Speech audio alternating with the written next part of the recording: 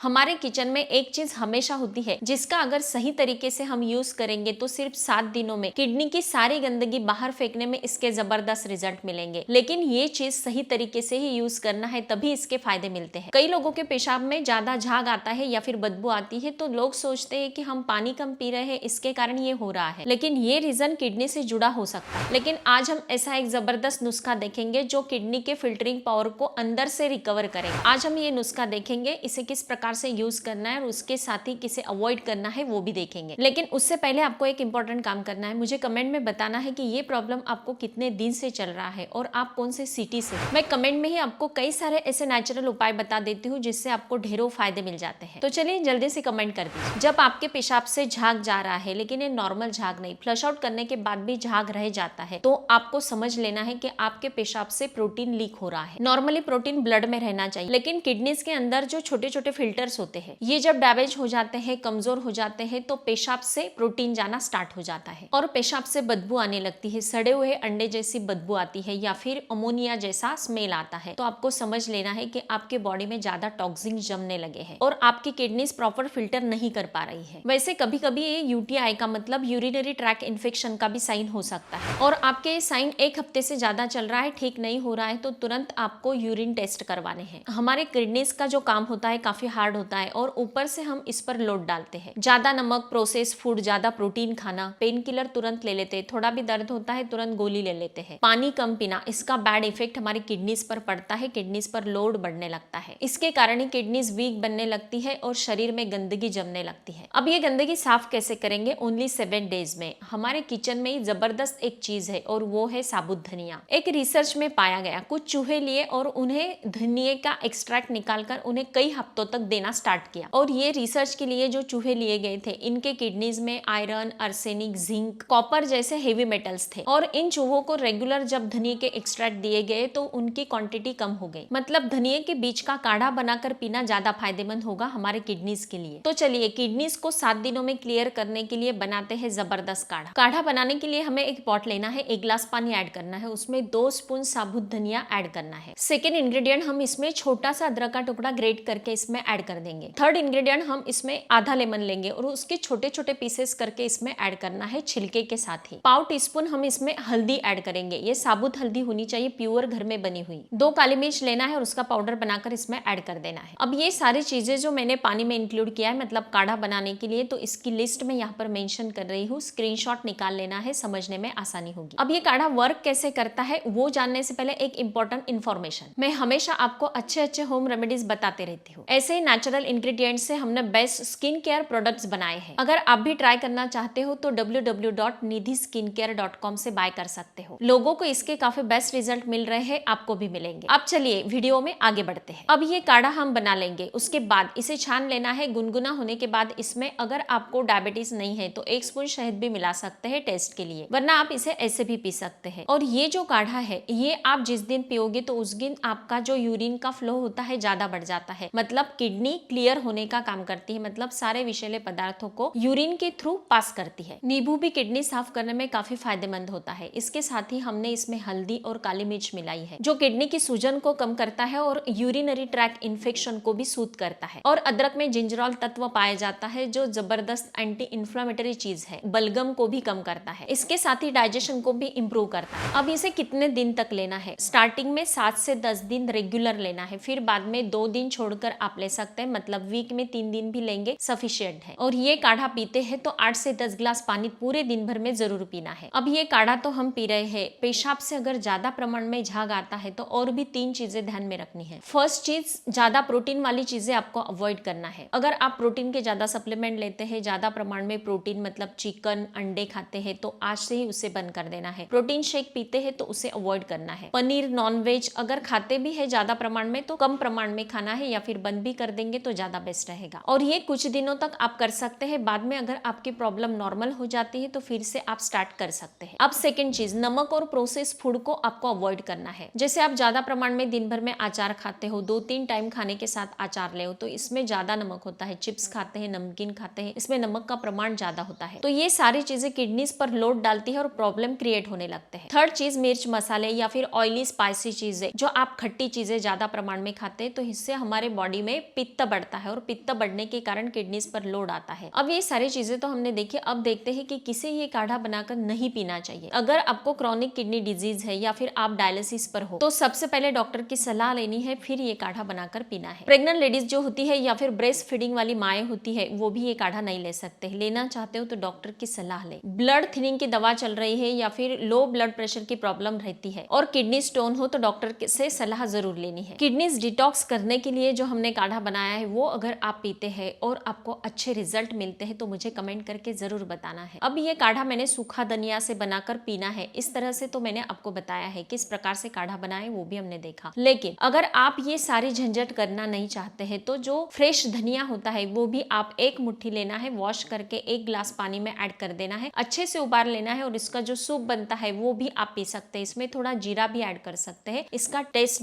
काफी अच्छा हो जाता है। अब ये सारा काढ़ा बनाकर पीना है या फिर अलग अलग चीजें हैं, लेकिन इसमें कुछ प्रिकॉशंस भी है। लेकिन अगर आप सिर्फ किडनी को डिटॉक्स करना चाहते हो और इसके बेहतरीन रिजल्ट पाना चाहते हो तो आप 1 मुट्ठी हरा धनिया लेना है, बिल्कुल सेफ भी होना चाहिए, इसके कोई साइड इफेक्ट भी नहीं चाहिए। तो उसके लिए आपको 1 मुट्ठी हरा धनिया लेना है और उसे 1 गिलास पानी में अच्छे से उबाल लेना है। और ये अगर आप पीते हैं इसमें थोड़ा सा जीरा भी मिला सकते हैं, इसकी टेस्ट भी बढ़ जाती है। तो ये बिल्कुल सेफ भी होगा, इसके कोई साइड इफेक्ट नहीं और किडनीज भी डिटॉक्स होगी। ये सारी इंफॉर्मेशन हमने ली और इसमें से कौन से सिम्टम्स आप में नजर आते हैं या फिर किडनीज की कौन सी प्रॉब्लम कौन से स्टेज पर आप हो मुझे कमेंट करके जरूर बताना है। कौन से सिटी से कौन से प्रांत से आप देख रहे हो वो भी बताना, इससे मेरा मोटिवेशन बढ़ता है, मैं और भी ज्यादा स्टडी करती हूँ और आपके लिए अच्छे अच्छे इन्फॉर्मेशन लेकर आती हूँ। अगर आप ये सारे प्रॉब्लम्स क्लियर करना चाहते हो तो फर्स्ट हाफ आवर में मुझे आप कमेंट कर सकते हो। स्वस्थ रहे, मस्त रहे, हेल्दी रहे। Thank you so much.